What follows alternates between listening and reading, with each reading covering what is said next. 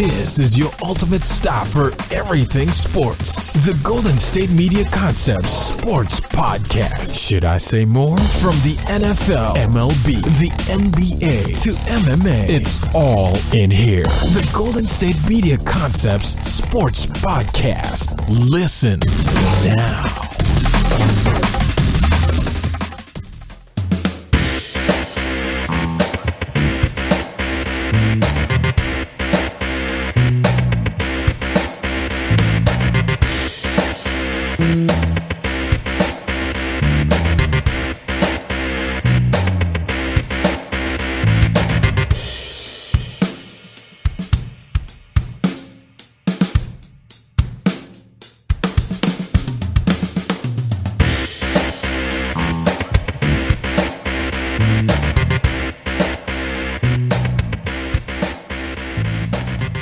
And welcome into the Golden State Media Concepts Sports Podcast. My name is Anthony.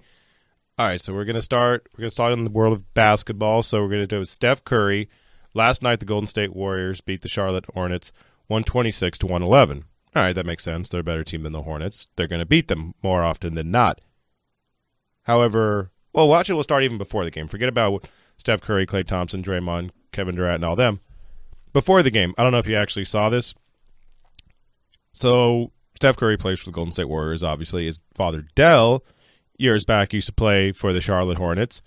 And there was this video that was circling around where, you know, Steph Curry kind of jokingly around passed the ball over to his dad, you know, not to even like catch the ball, just kind of catch him off guard because I think he was like talking to somebody at the desk, at the announcer's desk, or just, you know, doing an interview, something like that. He was at the desk and Steph Curry decided to throw a little basketball at him just to mess with him a little bit. Now, Steph Curry, we all understand he's one of the best three-point shooters, maybe the best three-point shooter in the history of the NBA. Del Curry in his day, pretty good as well. You know, not at the level of Steph Curry, but, you know, especially during his time, one of the best three-point shooters in the game. So I say all that as a setup to basically tell you that, you know, once he throws a ball to his dad, Del kind of like picks it up, looks at it, and shoots it from not the three-point line, like honestly like 7 feet behind the three-point line, banks in and makes it. You can see Steph's just like, oh my god, like his face is just like, are you serious? Like I can't even. He makes that too. Okay, that's fine. Like totally joking about it, totally laughing about it. It's one of those things like, man, I can't even, you know. And then you see Del just look at him like, that's right, I'm your dad. I'm the one that taught you this. Don't ever forget that. You know, kind of the thing where it's like you're trying to beat your dad in basketball, and he finally can get you every now and then. You know, he's not better than you, but he can still make those shots because old man game, you can get those three-pointers because that's all you can do at this point because you can't drive to the rim, but you still got that three-point shot. It's basically what Del was doing to Steph, and it was kind of a cool video just because you see all the stuff that Steph was doing in the league, all the stuff he's been doing the last few years, and Del's just like, no, I still got you. You know, I still got this. You know, you can do all these things. Don't forget about me. Now, as far as Steph Curry himself goes, he came back and, like I said, played against the Hornets. He missed a game previously against the Portland Trail Blazers for, you know, basically had the flu. Now, the funny thing about Steph Curry is he is one of the few players. I saw someone say this on Twitter. I can't remember who it was right now, but he had the flu. And the funniest part is he's one of the few players in the NBA that we actually believe has the flu. Right? Like he's one of the few people that, you know, if you say flu or flu-like symptoms, you're like, oh, okay, he actually has the flu. Other people, it's just like, oh, okay, so he just decided to go out the night before and you had a little bit of the saucy sauce. Okay, cool. You know, you decided a few too many Jack Daniels, few too many Jamesons, Hennessy's, you know, Absolute and whatever. Like, oh, okay, you just decided to go way too hard last night with Steph. It's like, oh, he has the flu. Like, I'm trying to think of other people, and just forget about the NBA, but just like in sports, that you would hear that and be like, oh, okay, I believe you. And I feel like the list is Tim Tebow. Like, he's not even in sports anymore, but like, I feel like he's the only other person that should be like, oh, okay, cool. No, I believe you. You know, like, you know, it's a funny thing with Steph, but he gets back last night, scores 39 points, goes 11-15 from the field, and you're like, oh, okay, cool. That's, you know, really efficient. That's a good day for him. 11-15 from three. Forget about, you know, 14 of 20 from the field. That's also really good as well, 70%. He shot 11 of 15 from three, 73.3%. He shot better from three than he did from the field as a whole.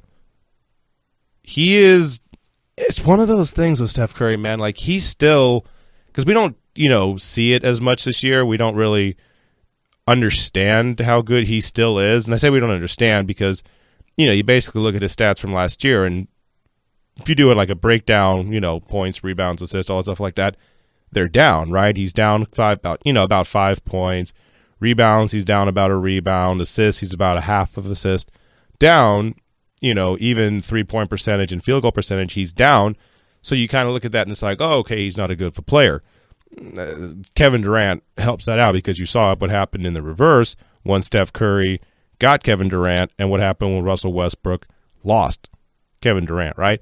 Kevin Durant is obviously one of the greatest players in the game right now and somebody that has to have the ball in his hand a lot, right? He's 26, basically 8-5 throughout this whole season. So he's somebody that, you has to have the ball. He's somebody that has to have the ball in certain situations, has to have the ball just basically, laid out for him. So that's going to take away from some of the stuff that you do, right? If you score basically 27 points a game, you're going to take away because now Russell Westbrook's basically a triple-double, 30, 10, and 10. Steph Curry, he's only at 25, 6, and 4. But it just goes to show you that Steph Curry is still, above everything else, still a freak of nature. 11-15 last night from 3. The night before that, when he actually played on the 28th against the Clippers, 9-15. 6-12 before that when they were actually in Charlotte. 7-13 a couple nights before that, 5-11, 5-12. Like, he's still a freak of nature. He's still somebody that's going to set all the three-point records. Like, whatever Ray Allen has, cool, congratulations. Good for you, but you're not going to be the guy that's going to be the three-point champion at the end of this. You just have it until, 5-6 years from now, basically, once Steph Curry runs through everything. And, you look at it as a whole with the Warriors. The Warriors still only have 7 losses. The funny thing is that the Warriors have 7 losses, and the Cavaliers had 8 losses all throughout January. But we still pretty much assume it's going to be the Warriors and Cavaliers in the finals. We're just kind of playing all these other games, right? Everything else that Indiana does, that Minnesota does, that New York or Atlanta, Miami, Detroit, whoever, right? They're all just kind of getting these little side shows, right? That's all it is. It's the warm-up act. It's the, people that go on before the main event being Cleveland and Golden State. But let's actually talk about one of those main, side shows, one of those opening acts, if you want to call it, right? And that's the Boston Celtics. The Boston Celtics right now are 31-18, and they have, if not for James Harden and Russell Westbrook, somebody who you could legitimately say is an MVP candidate in Isaiah Thomas. And why do I say he's that MVP candidate? Basically, he's averaging right now 30 points a game, 6.5 assists, and he's somebody who, when you look at it as far as, what they do every night for the last, call it, week and 2-3 weeks or so, he has been the guy on the team. 44 points last night, 41 the night before, 37 the night before that, throw in a 38, 21, 25, 41, 39, 35. He's averaging 32.9 points. He averaged that in the whole time of January. Not just that, he's doing this stuff in the fourth quarter. He's giving you assists. He's giving you defense as far as like steals go. He's somebody that, forget about the fact that he was a 60th pick overall in the draft and, literally barely drafted. He's someone that has that, I don't even know what you want to call it. Like, it's not like a tenacity to him, but he's just someone who, has no fear and super confident about what he does. And, if you're doing all these things like he's doing, basically he's the only guy on the team that Boston has any hope of actually creating a shot, right? Because that was the whole thing with Boston for a while was who's their guy? Like, they need a guy. They just had a bunch of spare parts. And you can go up and down the depth chart. You can talk about Jay Crowder. You can talk about Kelly Olynyk. You can talk about Zeller. You can talk about all these people, Marcus Smart, whoever. None of them are like shot creators, right? And you would think I say because he's 5'9". That's the other thing. Dude's 5'9" and is legitimately a top 5 scorer in the NBA right now. Because you can say like maybe he has more points than Kevin Durant, but fine. He's the only person on the team right now, as it currently stands, is above basically 18 points a game. Avery Bradley's the closest, and Avery Bradley is nowhere near an offensive threat like Isaiah Thomas is. Al Horford's having an okay year, basically going 15 and 6.5, but he's not the same guy that he was before when he was in Atlanta. He's somebody who, you basically understand that he's a talented player, but, he's not anybody that you would necessarily have to diagram plays for or have to worry about on defense. He's just somebody that goes out there, gets you 15 points, and all of a sudden it's like, oh, okay, cool, that was a fun little thing. But Isaiah is somebody who I don't think people even right now understand how good he is, because you don't really pay attention to Boston, because you really don't pay attention to anybody in the Eastern Conference that's not Cleveland. Like, honestly, like, tell me somebody that you actually pay attention to right now in the Eastern Conference. Like, I'm talking like as a national kind of thing, right? Because we all may understand that Washington is good, or that Toronto has DeMar DeRozan and Kyle Lowry. We may understand that the Chicago Bulls have Dwayne Wade now, but, I mean, no one's really paying attention to anything. The Boston Celtics have the second-best record in the Eastern Conference, and they're basically a top 6 team in all of basketball, but all we care about really is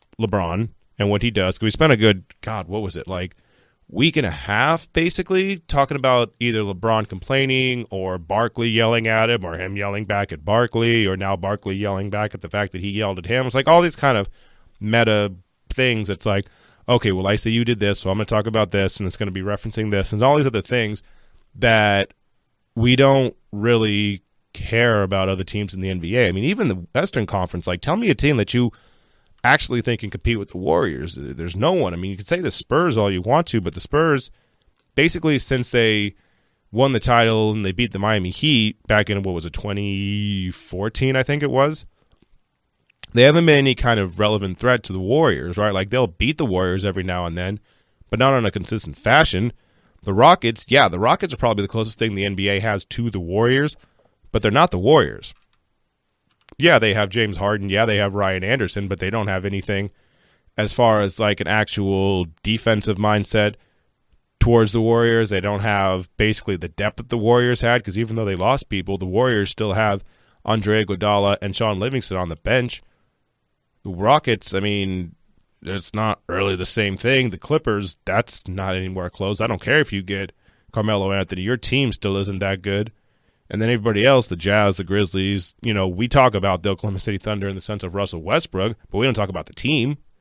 And Enes Kanter went down, and that's a little blurb that happened just because he got mad and punched a chair. But, looking at everything else, just realize right now, because you might not be doing this next year if they get a top draft pick, because that's the other part of it. The Boston Celtics also have the Brooklyn Nets first-round pick, which right now would be the number 1 overall pick in the draft, which means they might get Lonzo Ball, Markelle Fultz. They might get somebody who's legitimately a game changer, and this comes when they're a top, basically 5 team in the NBA. So, with all that said, understand how good Isaiah Thomas is. I always kind of like to recognize the people who are kind of, how would you call it, not underdogs, because I guess making it to the NBA and not being, LeBron James size makes you sort of an underdog. Steph Curry, I guess, would be an underdog because he wasn't recruited that well. Looking at someone like an Isaiah Thomas who is doing what he's doing at the height he's doing it, at the clip that he's doing it over and over and over again, is something that, you just kind of got to look at and understand that he might not be doing this next year. And for him that size to be doing what he's doing is just kind of insane. But with that being said, we'll take our break. Be right back here at the Golden State Media Concepts Sports Podcast.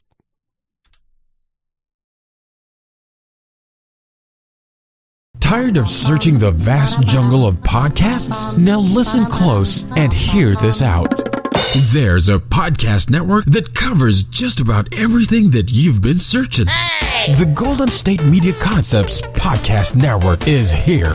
Nothing less than a podcast bliss with endless hours of podcast coverage. From news, sports, music, fashion, cooking, entertainment, fantasy, football, and so much more. So stop lurking around and go straight out to the Golden State Media Concepts Podcast Network. Guaranteed to fill that podcast itch. Whatever it may be. Visit us at www.gsmcpodcast.com. Follow us on Facebook and Twitter, and download us on iTunes, SoundCloud, and Google Play.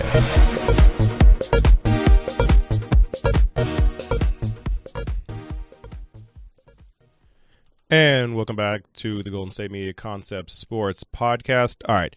So, I always say that a lot. I always say, like, all right. I don't know why I do that. I think it's like a tick of mine. Anyways, so I'm in a studio right now doing this podcast, right? But one of the things we have here is we have a couple of TVs set up, and it's usually on ESPN or Fox Sports 1. You know, we have First Take or we have Undisputed on. And I'm looking at it right now, and it's basically, you know, showing all the people, because they're all at Media Day, right? Or not Media Day, but Radio Row kind of thing, where it's basically you have wherever the Super Bowl is in that city, you have a bunch of areas set up basically for all the newspapers, people that are down there, all for the radio people that are down there. If you have a podcast, you have a TV show, whatever, like you have all these booths set up for people to basically report live from the Super Bowl, right? So with that, you get a lot of sponsorship that gets involved in these things, right? And what happens is you have people who come around and basically just are shills for whatever the product is. Like right now, Marshall Faulk's on there, and he's apparently, I'm thinking he's advertising for Pepsi because he's got a polo on that just has a little Pepsi logo on there. You got Greg Olsen, the tight end for the Panthers. He's got a basically Old Spice shirt on. You know, you have all these people that are shills for basically their products, and all it is basically just like, oh, tell us a few stories, you know, about this season for you. Also, tell us about the sponsor so that way they can get their money in because, by the way, they're not doing these sponsorships for free. They're not just wearing Old Spice because they like Old Spice. They may like Old Spice as well, but also they gave them a little bit of money. Okay, cool. Now let's walk around, and you're basically going to get interviewed by every single person you walk by because it's also Greg Olsen and it's also Marshall Faulk. You know, one of the best running backs in the game. Also someone who's been a tight end, been a Pro Bowl or at the tight end for the past 3 years. It's always funny just when I say that. I just kind of realize that, and, you know, all these people that kind of walk around, and they get funneled everywhere around. It doesn't matter what show you're actually on. It doesn't no matter what radio show you're on. Basically, everybody gets kind of circled around and talked to, and, you know, for 5 minutes, okay, cool, and then they move it, keep it moving.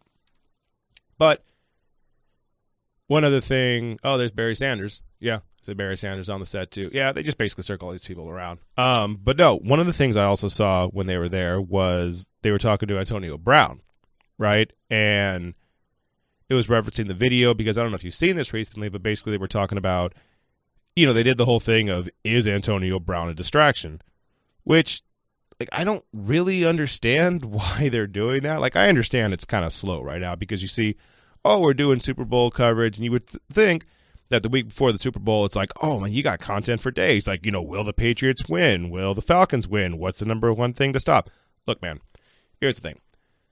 You can talk about that for a certain amount of time, but after that, after you say, like, oh, I think the Patriots will win, or, oh, I think the Falcons will win, I think they'll stop the Patriots with this, I think Brady can, you know, pick them apart doing this. That's it. That's all the coverage you got, because you can't say that 5 times every single day over and over and over and over and over again. That's not how it works. You need to find other things to talk about. So what do?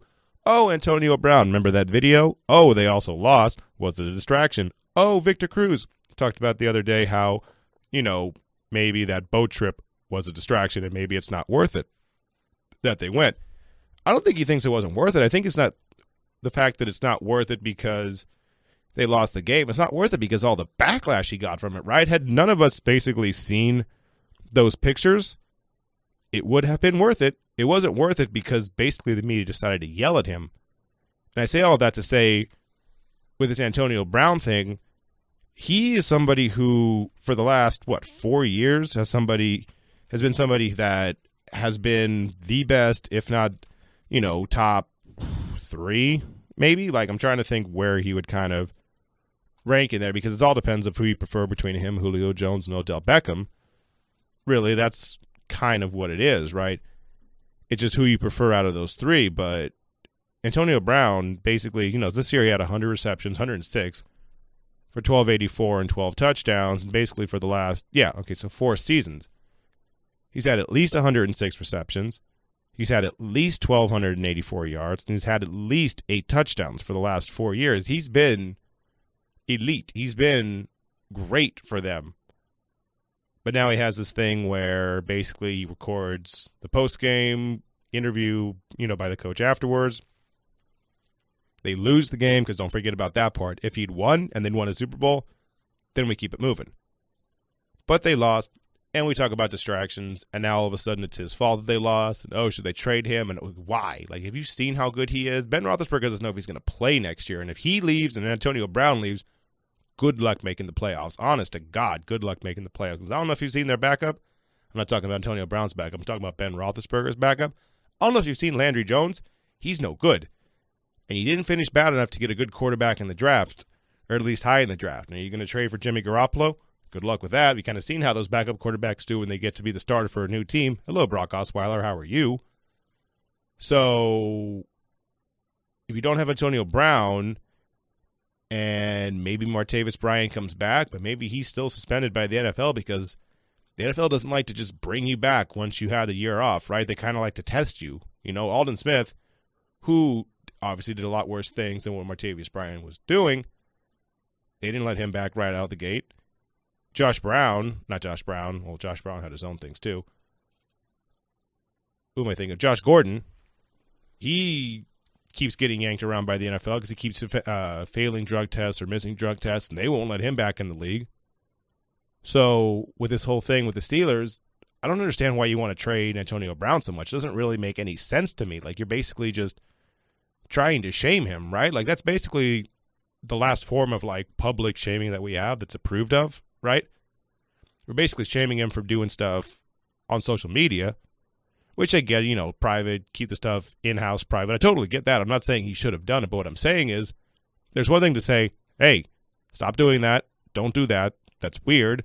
Stop recording stuff that's in the locker room. We don't want that to be in public. Cool, fine. I understand that.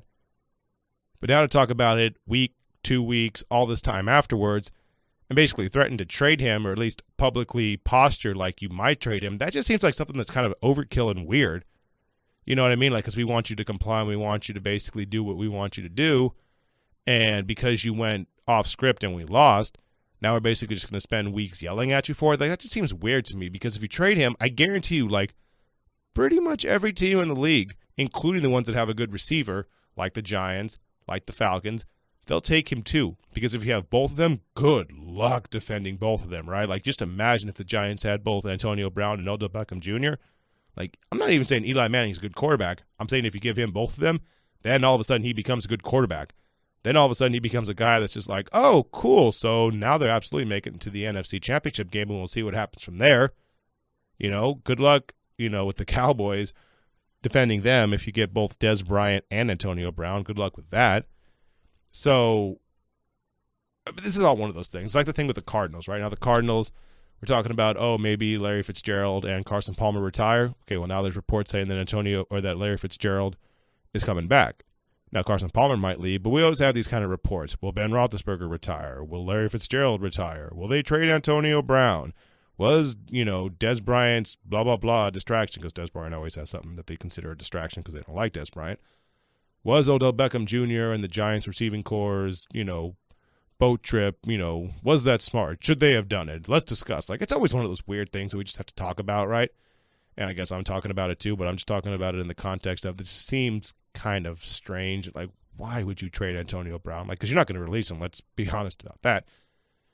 I don't know. I guess I'm not like the person who just, cares what you do. Again, I don't know how much you know about me personally. I love the crazy teams. I love the Hurricanes from football days back in the 80s, those Miami Hurricanes teams. Love them. I love the Cowboys teams in the mid-90s. I love the Yankees teams of the 70s. I'm 27 years old. I didn't watch anything in the 80s and 70s, let's be real. But at the same time, I love the teams that are kind of chaotic, anarchist a little bit, but are also good. Randy Moss, Bryce Harper, people that kind of aren't loved by the media, but also are so good that they can tell you to bleep off because their talent just supersedes all of the distractions, quote unquote, that a team might have. But, we'll see what happens to Antonio Brown. odds are he's staying, but they're going to get a couple more stories in about, him not practicing hard or him, being isolated because of the video that he took or whatever. They'll have a couple more reports, but if I had to take a guess, I would say he comes back next year and is on the sideline for the Steelers and gets another, call it 100 reception, 1,300-yard season. And we all realize that even though he's going to be 29 years old, he's still a top 3 receiver in the NFL at worst. But with that said, we'll take our last break. We're going to talk about one final thing in the world of sports when we get back here at the Golden State Media Concepts Sports Podcast.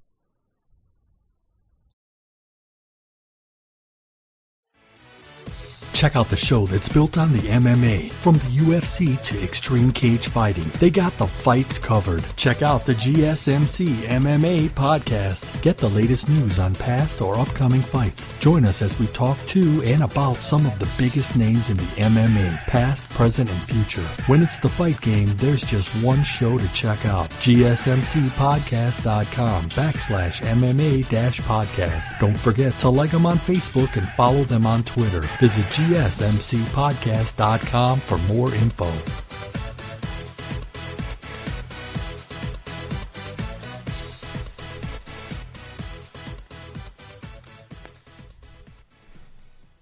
And welcome back for the final segment of the Golden State Media Concepts Sports Podcast. Okay, so the last thing we're going to talk about, I said okay again. The last thing we're going to talk about with the podcast is we're going to talk a little bit about baseball, and we're going to talk a little bit about basketball. So there's reports out right now that basically says the Cavs are interested in Carmelo Anthony if Kevin Love is not involved in the deal. We saw these reports recently with LeBron talking about how he needed help, talking about how they needed a point guard, which Carmelo Anthony doesn't really address, but he wants help, right? Because he sees the Warriors and he knows he needs to beat the Warriors, so he kind of wouldn't mind if his buddy got brought in. Now, I just want the Banana Boat team to be reunited, basically. I want it to be Chris Paul, Dwayne Wade, LeBron James, Carmelo Anthony. I want all of those guys on one team. That's what I want. I want the best friends to be on a team, and we kind of go from there, right? We've already seen the super teams come together. Wade and LeBron already played on a team that won 2 championships. So why don't you just bring in Carmelo Anthony, who's never been to the NBA Finals, and bring in Chris Paul, who's never been to the Western or Eastern Conference Finals. Bring all 4 of them in, because if you put them all in Cleveland, because that might be where it has to be, because Wade at this point already left Miami. That cat's out of the bag, so he can go there. Melo at this point is up to doing anything, and Chris Paul's been in Los Angeles for the better part of, 5-6 years since he got traded to them from New Orleans, so it probably would be in Cleveland. And if they're in Cleveland, that's also the Eastern Conference, so there's no real competition like we talked about in the first segment. I just want to see that team back together. You know what I mean? And if you do that part, that's halfway there. Wade's not happy in Chicago. He could absolutely go to Cleveland, and that just leaves Chris Paul. And if you get those 4, they could easily make it to the finals. I'm not saying they're going to beat whoever makes it out of the West, be it Golden State, because it's not going to be this year. It'll probably be in 2 or 3 years. I'm not saying they'll beat someone like a Golden State Warriors or Houston or San Antonio, but at least it'd be something that'd be kind of fun to watch, no? And the reason they're saying Carmelo, as long as Kevin Love's not involved, because if you basically just swap Kevin Love for Carmelo Anthony, that's not an even trade. That's not an even trade for Cleveland. That's worse for Cleveland, because as much as you want to rag on Kevin Love and say how he's the distant third piece or whatever, he's still somebody that has a lot of value, especially if he goes to another team. Like if you bring him to another team, let's say if you bring him to New York, right? Now all of a sudden you have the perfect spacing with that team as far as the 4 and 5 go. Honest to God, like Melo's a shooter, right? That's what he's going to do. He's going to shoot the ball. But if you put Kevin Love along with Kristaps Porzingis, you have the perfect stretch 4 and stretch 5 for that team. Now maybe you need a better coach at that point, but they have, that would be the perfect 4 and 5. I would do that if I was New York tomorrow. I would absolutely do that. And for Cleveland, I would need something else other than just Carmelo Anthony. I would need somebody just to kind of sweeten the deal in that whole situation. And honestly, you look up and down the Knicks roster, and I don't know who you would think would be the one that would sweeten the deal, because the only one they have that has any decent trade value outside of Carmelo is Porzingis, and they're not going to trade the unicorn, right? They're not going to trade him. But now you have something to where LeBron just wants that one guy. And we talked about it yesterday, whether it's going to be Mario Chalmers or Lance Stevenson or anybody else that's on that kind of open tryout team, right? Which Like I said, I think the best one's probably Mario Chalmers, just because he is enough of a playmaker and he is a point guard and he's somebody that's played with LeBron in Miami and knows what he likes to do. He knows the offense that he wants to run. He can basically tell them, oh, okay, we're going to do this, this, and this, and, you can go from there. But I think it's just interesting that we have all these trade rumors that honestly probably aren't going to come to fruition. Now, I think the Melo thing will happen, whether he goes to Boston, the Clippers, the Cavaliers, wherever he goes. I think he goes somewhere because he's that frustrated, right? He's that fed up, and Phil Jackson also seems as fed up with him. They seem to basically be just rams, basically just like colliding with each other, that basically they're not going to blink. So there's too much friction here. Like, someone's going to go, right? Either Carmelo goes at the trade deadline, or by the end of the season, Phil Jackson's let go of his job. Right, it's one of the two, because they can't continue to coexist basically into next season. If they trade Carmelo, okay, cool. Phil Jackson, we're going to let you figure this roster out going forward. You got us Joakim Noah and you got us Derrick Rose. Not exactly the best thing. So I think one of those guys is traded. And finally, I talked about baseball. Now, nothing as far as games go or anything else like that, or as far as player transactions. What I'm talking about as far as baseball goes is I'm talking about the, finality of the whole St. Louis Cardinals and Houston Astros kind of hacking situation, right? And it was, basically reported that the guy who was basically not the mastermind we want to call it or whatever, because if you look at it, it's not really a mastermind situation. He just kind of had a password, got in, and, hacked, I guess, if you want to say, the Astros. But Christopher Correa, former Cardinals employee, hacked into the Astros. He got a lot of time in prison. And when I say a lot of time, I don't mean he got 6 months or a year or something like that. No, he got a lot of time. He got months, 46 months, which is almost 4 years in prison for this. Now, the funny part is he did all these things, but he also sent out a tweet, right, talking about how he basically takes responsibility for it and everything else like that, how, he's someone who will learn from these mistakes, blah, blah, blah, all those kind of things you basically talk about, I'm sorry, I take responsibility, won't happen again. But baseball basically said, you're not coming back. We're not going to let you basically play in our sport ever again. We won't let you have anything to do with it. But I don't know if you actually saw the punishments that were handed down. It was something that I'd never actually seen before, because it made me think of something like Spygate, right? Spygate was one of those things where it happened. You punish the coach, cool. You punish the organization, cool. And then you took away the draft picks. All those things I totally understood, right? You may say they were too harsh, too light, whatever, but at least it kind of followed the thing of just oh, okay, cool. So this is going to happen, this is going to happen, this is going to happen. You go from there, right? The Patriots didn't have their draft pick. It was vacant, right? It went from, because there's 32 teams in the NFL, it went from the 31st overall pick in the draft straight to the 33rd pick, right? The 32nd just didn't happen. They just kind of skipped it through.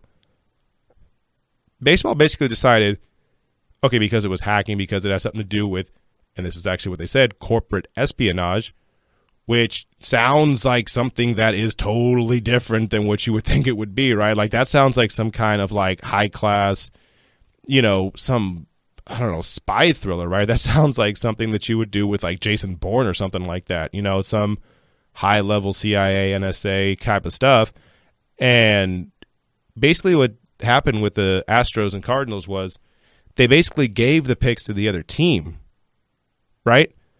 The Cardinals were fined, and their first 2 picks they gave to the Astros, which I've never really heard of before, right? They actually said, okay, we feel like this totally undermined what the Astros were doing. We're going to give you their first 2 draft picks.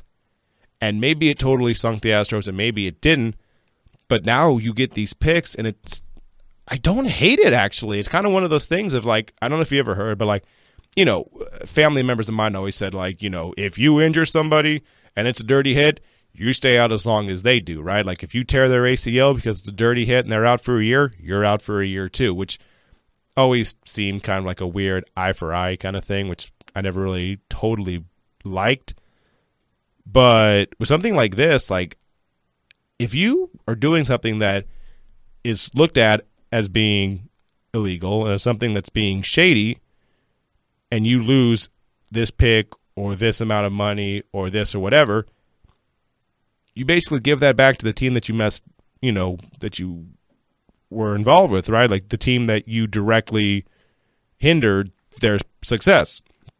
So let's put it in like a different context, right? Let's say something like in football, right? Like not about the Patriots and Spygate, but we'll talk about like, let's say Deflategate was something a little bit different, right? Like let's say instead of deflating the footballs against a team here or there, let's say the Patriots, because we're always going to say the Patriots, right? Oh, no, forget about the Patriots. We're going to let them go for a second. Okay, the Atlanta Falcons had the thing where they had the piping and the fake crowd noise, right? I don't remember what team that was allegedly against, or if that was just kind of a thing that was like a one-off, or it was the whole season or whatever. But let's say the Falcons had the thing where they're piping in crowd noise, and let's say they specifically did it against, call it the Seattle Seahawks, right? Like that's where they found them. You did this against the Seahawks. And because of that, they won the game, right? And let's say they did this in the, it's a regular season game. Don't make it a playoff game. But let's say the Atlanta Falcons were playing the Seattle Seahawks. The crowd noise helped lead to a fumble that lost the game, right? And then they decided, okay, cool, so we're going to fine you X amount of money, and we're going to take away a draft pick. You then give that draft pick to the team that you caught them red-handed against. Now all of a sudden Seattle gets a number 1 overall pick, or a 7th round pick, or a 6th round pick, or whatever it is. I think that might curb anything more than anything else, because at that point you're not just punishing the team, right? The Patriots have been punished draft picks. The Falcons have been punished draft picks. They've been fined money. They've been done all this and that. But once you directly give it so it's an advantage to another team, that honestly might be the number one thing that curbs all this stuff more than anything else. And I kind of like it. I think it's kind of an interesting thing of just helping out the other team while also hurting you in the process. Like, you're never going to stop people from cheating. Just, look at every sport in general. Like, people are going to try and get around the rules. That's fine. But not just punishing them, but rewarding another team, that's probably the closest thing I've seen in a while to actually trying to curve these, things that people are doing. I'm not saying it's going to stop it, but I think it's actually a decent enough idea. Anyways, with that being said, my name is Anthony, and this is the Golden State Media Concepts Sports Podcast. I will be back tomorrow. So will Ben. In the meantime, you guys have a great day, and I will talk to you tomorrow.